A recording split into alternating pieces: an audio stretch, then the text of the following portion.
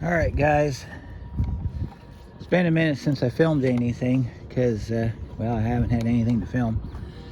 We're working on Project Rusty today. I got to get my toolbox. Ever since I've owned him, he's had a problem with his tachometer bouncing around. So I've been trying to figure that out for years. And today I got into the wiring diagrams and I found that we got a ground. It's a G102 and G104, they're tied together. So today's Project Rusty, we're going to clean up that ground and see if we can make the tachometer work like normal. If it don't, then I am pretty much convinced that I'm going to have to get a new printed circuit board for the dashboard. That and probably a new tack. So as you can see, we're over at the house today. Shop's too wet to work in, so we're gonna work over here in the exact same spot we filmed our Cinco video in. So let me show you what we got here. I'll set my toolbox down in the back of the truck. You like my little setup there? That bungee strap's gonna get replaced by an actual ratchet strap. I just haven't got it yet, but that's coming up soon. All right, so here's our bolt. That's our ground bolt. As you can see, it's got the green crusties on it, so it's been bad for some time now. I got a can of carbon choke since I don't have any electrical cleaner. That'll do about the best you can. Got a sanding block. I'm trying to get the bolt out for the fender because I'll show you. Your ground point is down that hole right there where you can see my finger. Yeah, this is G102 and G104. They go, one of them goes to a spot on the wiring diagram that says instrument panel A. Well, instrument panel A is where our tachometer hooks to. So I'm hoping that if we clean this up, we'll actually be able to have a functioning tack, which is kind of important if you're going to do any kind of tuning on your engine.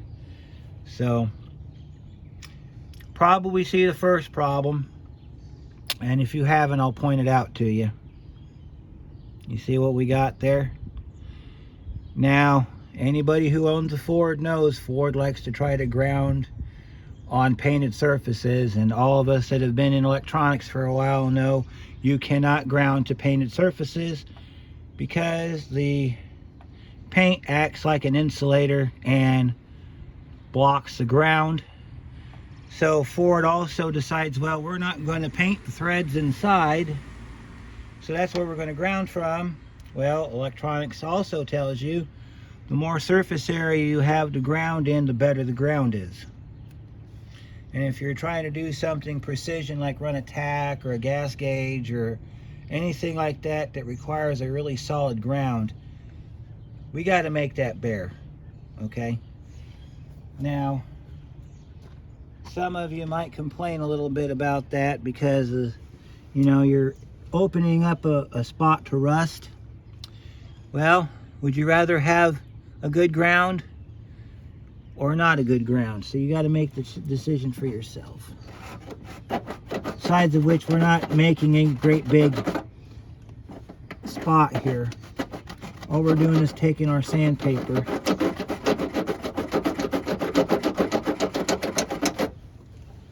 and we're just getting the paint off of it.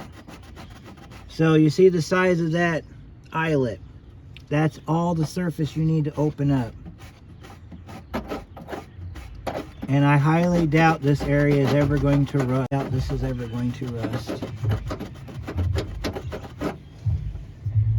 Alright.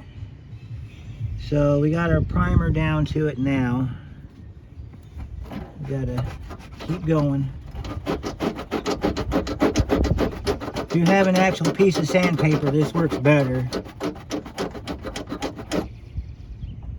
Alright. As you can see, we're trying to get the paint off.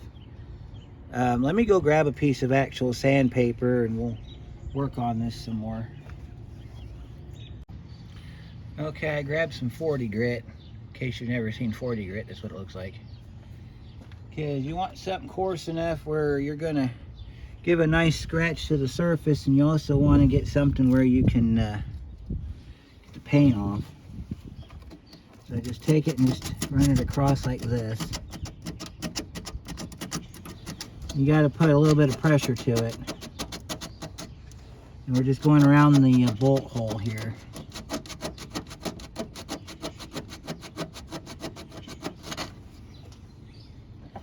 Yeah, that'll work. That's what you want. That's about as close as we're going to get to what you want it to look like.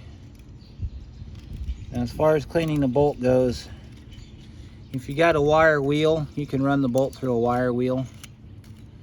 That usually does a good job of cleaning it up.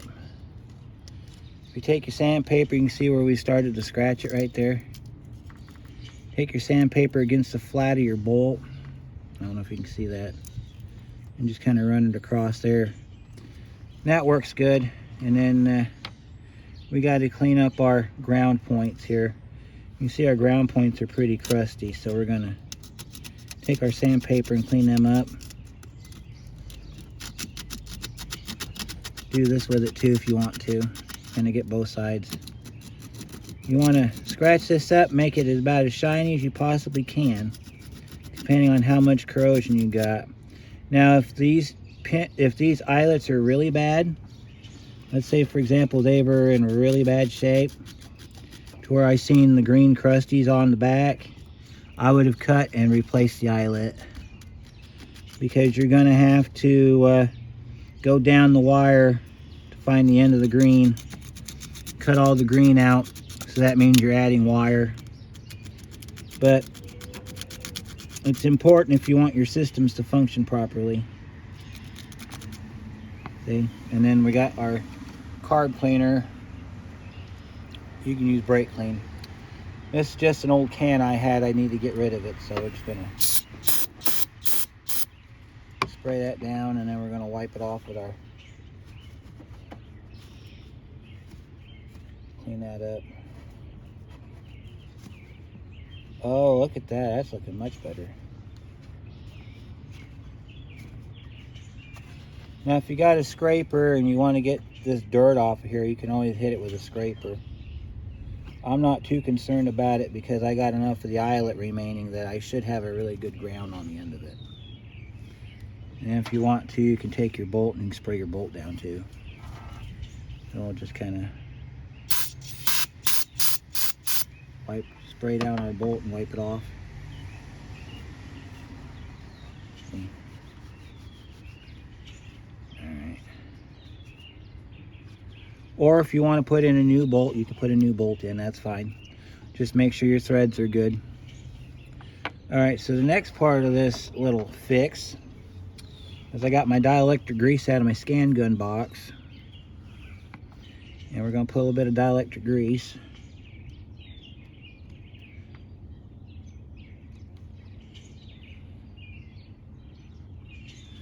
on our contact surfaces, so I'm going to put some on this bolt here too. And what that's going to do is that's going to protect it from corrosion. It's also going to aid in ground flow. Normally I'd say current flow, but there's no current in a ground. You want to take a little bit on your finger that you wipe off your piece there and put it on your body there. And then we'll put our bolt back in and tighten it back down. So make sure that your wires are good shape. Give them a nice healthy tug. And I'll go get a socket and we'll pop that down on there.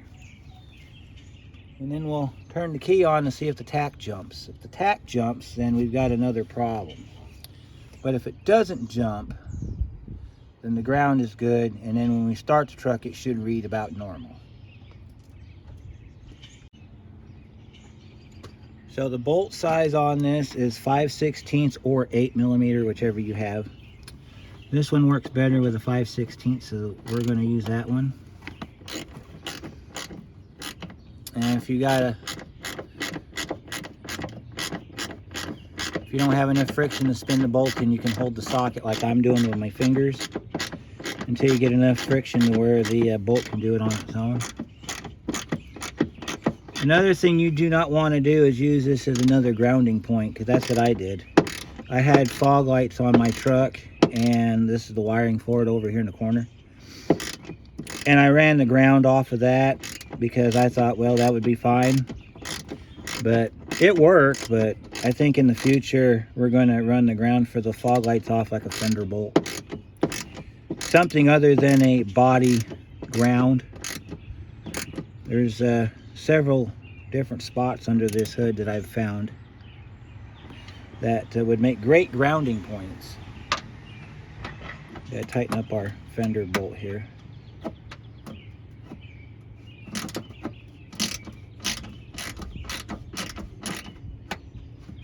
You want to hold your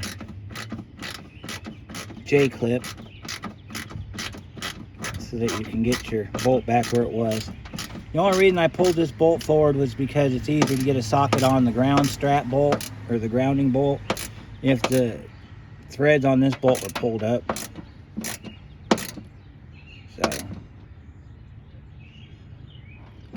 there's that. Okay. Now the next step is we're going to turn the key on and see if our tack jumps. So let's go over to our dashboard. This probably isn't going to be a very long video today, but I'll show you what we got going on here when we get in here. I got to close the door because my outdoor kid is around and I don't want him jumping in here. His name is Socks. You might see him one day. Alright, so you can see my tack right there. Get the key out.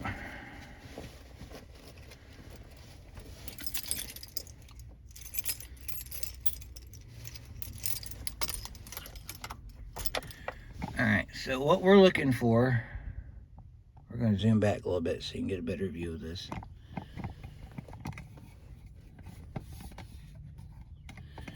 Or we can do it this way. I'll take you off the pod.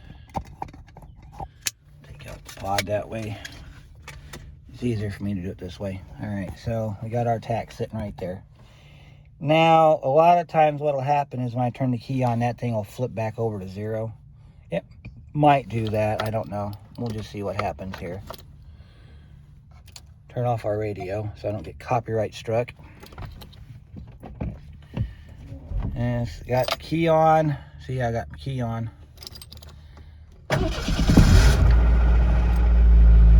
See how it just flips around?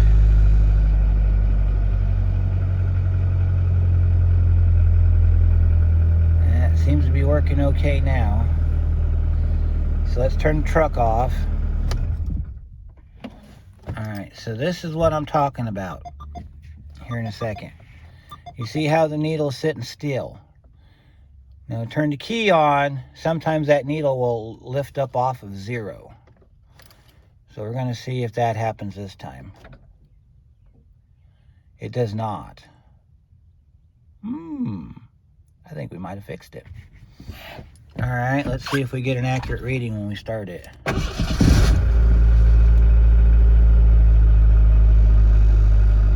Wait for it to idle down.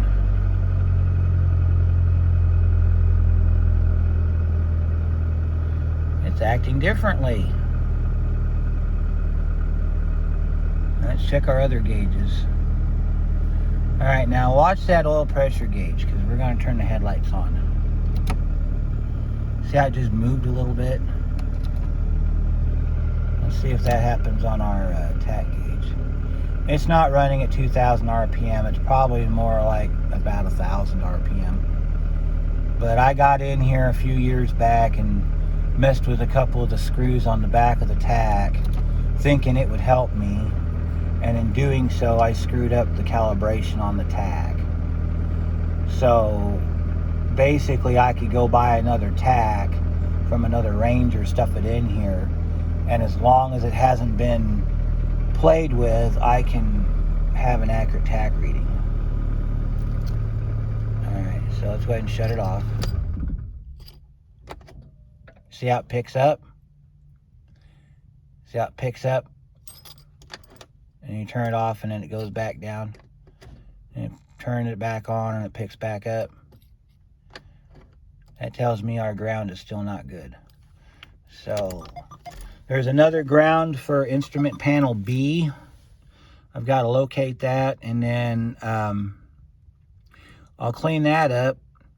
But basically, that's what you do if you've got a problem that you've located to a ground. Because the way the tack signal runs on this truck, it runs into the PCM, which is down under that kick panel over there. And then the wiring, you can see the wiring poking out from the bottom there. That goes out into the engine, into that great big wiring harness that sits on the firewall.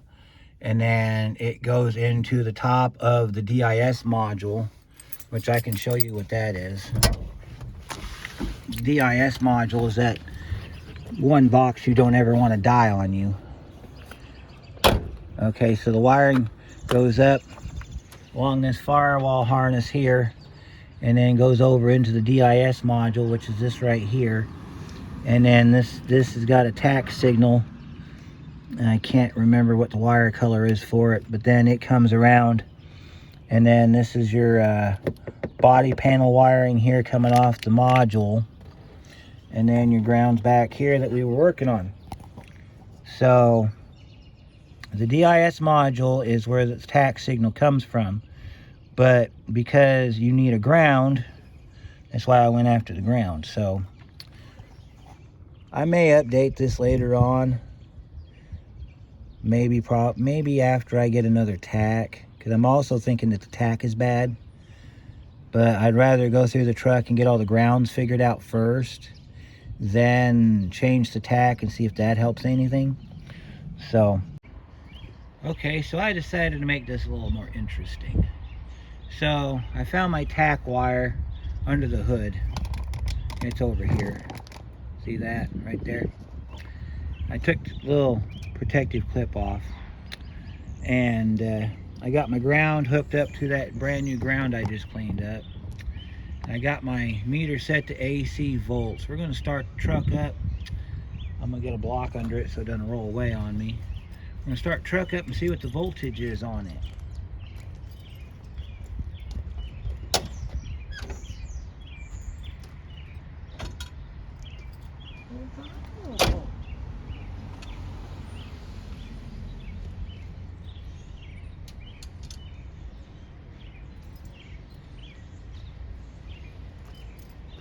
Before we get started, I want to introduce you to our shop kitty. This is Socks. This is our shop kitty. He comes over and visits us, and he's a great shop kitty. Aren't you, little boy? You want to say hi to the people? Huh? You want to say hi to the people? Yep, he's a good boy. He's about 1.5 years old, maybe 2 years old. And he's our outdoor kitty. Raised him since he was a kitten. And he's just the greatest little boy in the world. Aren't you there, Sock boy? He's our Socky boy. Yes, he is. He's our Socky boy. Yes, he comes over, we give him some food and talks to us. He guards the shop when I'm not there. And he keeps all the undesirables away. Don't you, little boy? Yeah. You do all the good stuff, huh? All right, now Daddy's got to get back to work, okay? Yes, I know. You're just a ham for the camera, aren't you? All right, I need to get back to work, so you go ahead and lay up here and take a break. You should get up here and... What? Yes, you can take a break up here. Yes, you can. Yes, you can. You can lay up here. I'm fine with... Yes, I'm fine with it. You can lay up here. All right, I got to get back to work. Yeah, that's right. You got to get back to work. I know. Be careful. All right. So, I'm going to zoom in on our gauge. truck up.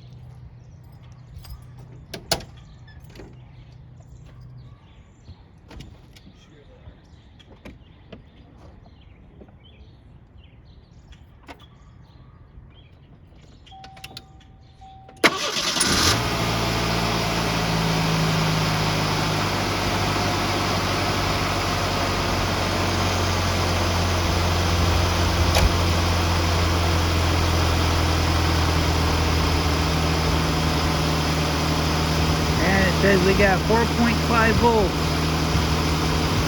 Let's see if the volts go up if I increase speed.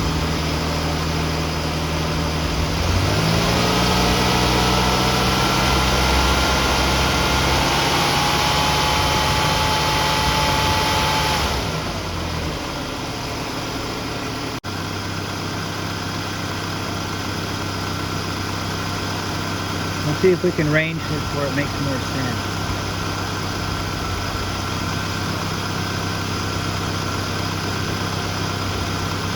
There we go.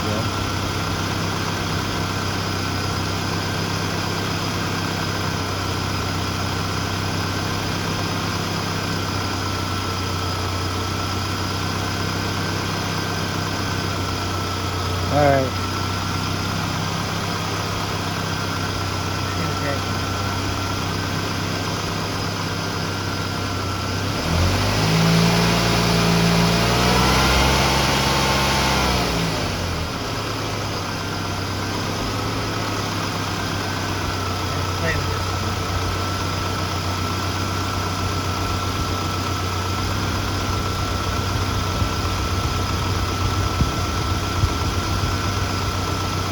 There we go. Cleaned it up a little bit better so that we can see what's going on with it.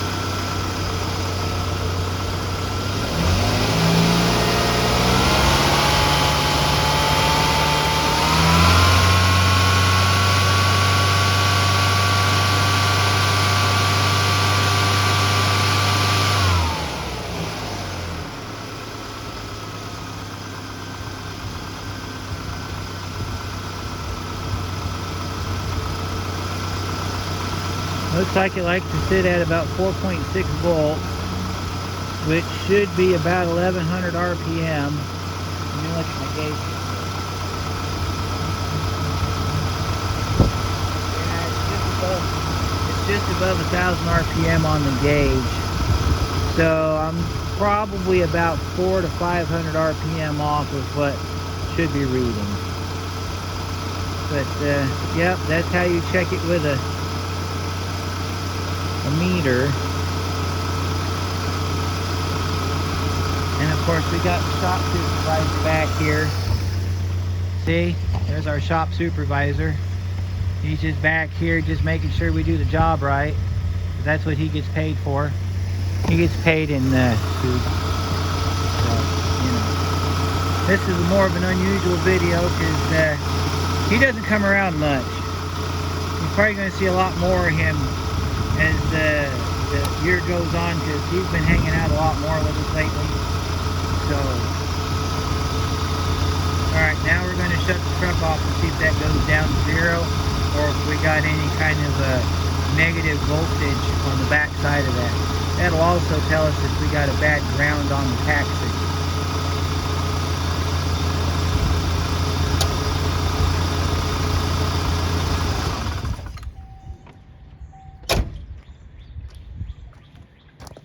Looks like it went straight to 0, so I think we're good.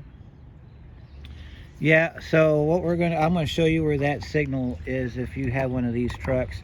Now it's gonna be different on the 2.9 and the 3.0 engine, but the plug's gonna look the same though. The plug's gonna look exactly the same. Okay, so first of all, this is your cap. Okay, this is your cap. And if you look at the way your plug's shaped, it tells you how this cap goes on. If you're worried about water getting in here, like I am, you can put a little bit of, you can go and get one of them rubber bands. Or if you have any old GM plugs that's got the plug gasket on them. You can put one of them around here, because there is a little bit of room where this will work. And you take your plug cover, you got to line up your 2 pins on the sides. So this pin cover goes back on this way here. Let me see, because I've only had this off one other time. Goes on like that, but as you can see, we're broken in here. So I think what's happening is, because this cover's broke, see this cover? Since this cover's broke, it's letting water down in here, and it's shorting out the tack. So I think what I'm going to do, because I don't have anything to pack that with, I'm going to put some dielectric grease down inside the connector, and that's going to kind of keep the water out. At least I hope it does. I'm not sure if it's going to or not, but this is basically a 2-pin connector that they put 1 pin in. So we're going to kind of just do this with it, and drop your cap to your dielectric grease down onto your frame, so you got to hunt for it. See that? We're going to pack that full of the grease, and that should keep the water out. Then you reach down here and you pick up your cover for your dielectric grease. Now, I've never tried this technique before, so this is something we're going to have to we're going to try it out, and then I'll let you know later on if it works. But if you want to go ahead and try it, go for it. Because what you're going to do is you're going to pack that full of grease. Then we're going to put our broken cover back on. And this only goes on one way, so you want to make sure that it goes on whichever way you can get it to go on here. And it snaps that back on. And what that also does is that pushes that dielectric grease down on top of that pin. And then what I should do, because of the way these are set up, is I should tape these up, and I'm probably going to later on. This right here, this is what they call a shorting bar. What this goes to is, I believe this goes to the DIS module. There's a matching wire right here for this. Do not ever pull that out. Bad things happen when you pull out the shorting bar. Shorting bar has to be there in order for that box to function properly. So if you ever get one of these trucks and it's got one of these connectors on it and this is missing, you need to get one like ASAP, okay? Because it'll cause engine drivability or engine running problems. So you don't want to ever have that open. But yeah, I thought we'd do that real quick. Get the 504 out, throw it on here, and see if we can get a tack signal off the tack wire. You can do the same thing on a GM if you have a tack test, or a Ford that's got a tack test.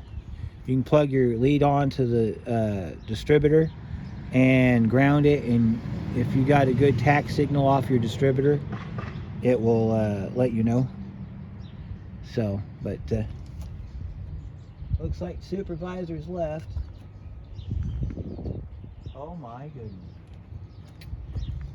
We got to take a look at this, kids. Look at that. That up there is my indoor kitty, Mocha Bean. You can barely see him. And he is one of the most jealous little boys ever. But yeah, this is an unusual video, so it went all over the place. But it's okay, because sometimes we need something other than basic repair videos on the channel. So we got a little bit of everything today. So okay, so earlier in the video I showed you how we can check a signal using amps, or the AC scale on your voltmeter. Not necessarily amps, it's just AC. And as long as we get up to 5 volts on that side, we know that the signal is reaching the inside of the vehicle. So we're going to check the calibration of our tach. We got our meter set to hertz. We got it plugged into the vehicle. I'm going to start the truck up. We're going to see what the hertz reading is. Then we're going to do a calculation, and we're going to find out what the engine speed is versus what the tachometer says, and we'll see about how far off the tach is. So let me get this engine started, and we'll go through the process.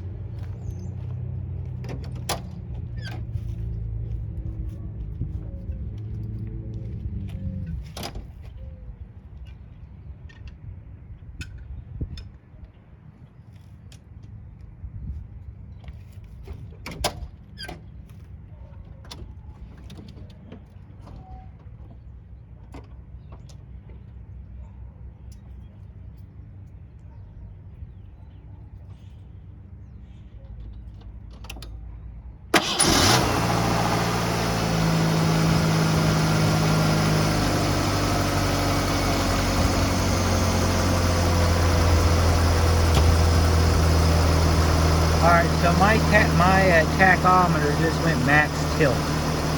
So we're not going to be able to... actually, we might be able to get some idea off of this. We'll just pick a number. We'll wait for it to level out, and then we'll take that number and we'll do the equation.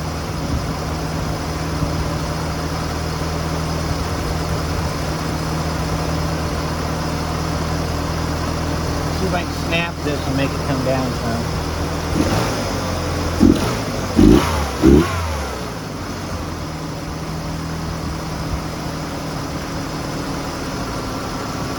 There we go, now it's going to come down.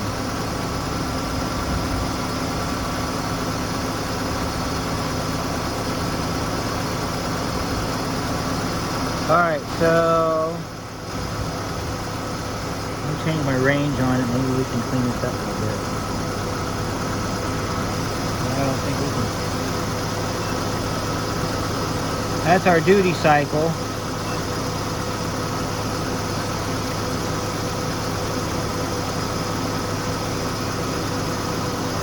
Yeah, we're stuck where we're at.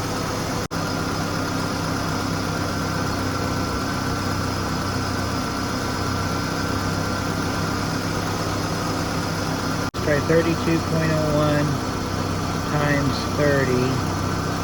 960 RPM. Yeah, that sounds about right. That's your equation that you're going to use for this vehicle. Okay? So let me see if our odometers, or our tachometers,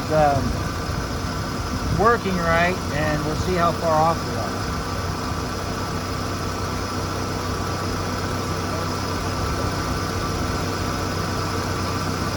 It's stuck. So that's about idle.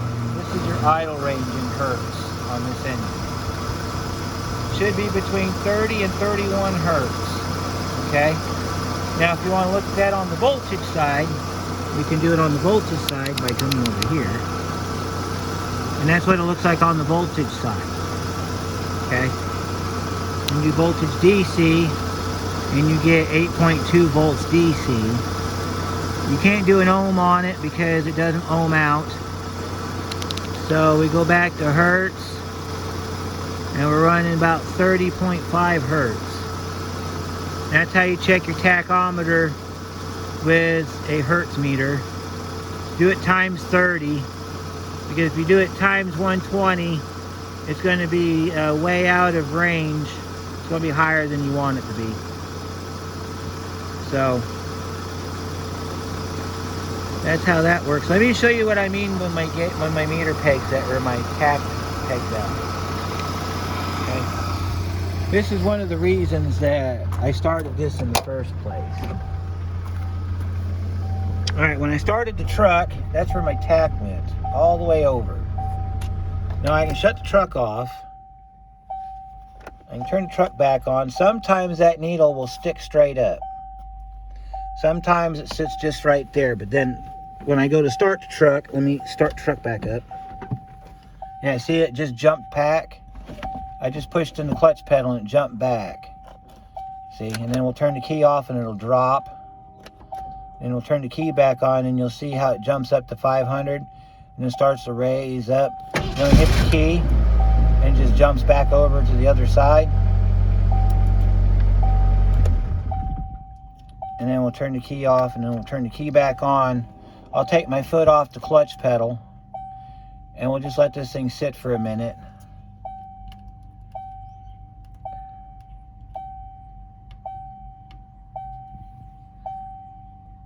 I gotta set my clock. There we go, clock adjust. And see how it jumped back? And then I can start the truck up, and it'll bounce back around to where it was. So that's, I think, quite honestly, I got a bad tack. I think that's what this is telling me, is I got a bad tack. So, but yep, that's it. That's how you check your vehicle using a digital multimeter. And I show you all the different settings you can put it on to get a reading from.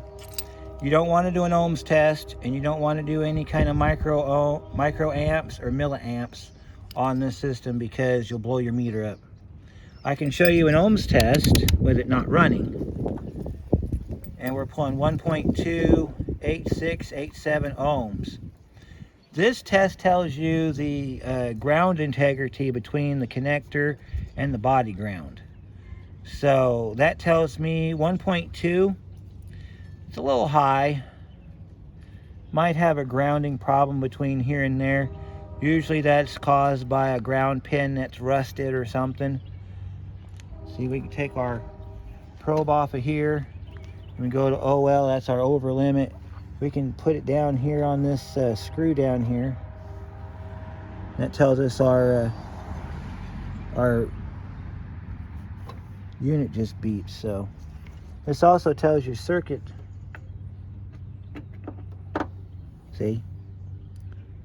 If you're looking for your ground for your circuit and you're suspecting a bolt or something, you can do this little test right here, and it'll show you whether or not you got your ground or not. Because as you saw just now, look, I'll even hook it to the, I'll hook it up here to the, I got it hooked to the prop for the hood, and it's 0. So that's how you do that. So hope you found this entertaining. If you've learned anything from it, let me know down below. Special thanks to our shop kitty, Mr. Socks. He's a good boy. You'll see him in future videos. As a matter of fact, I'm working on one right now where he's going to be in it. So you say hi to Socks and everything, and hope you enjoyed this. We'll catch you on the next one.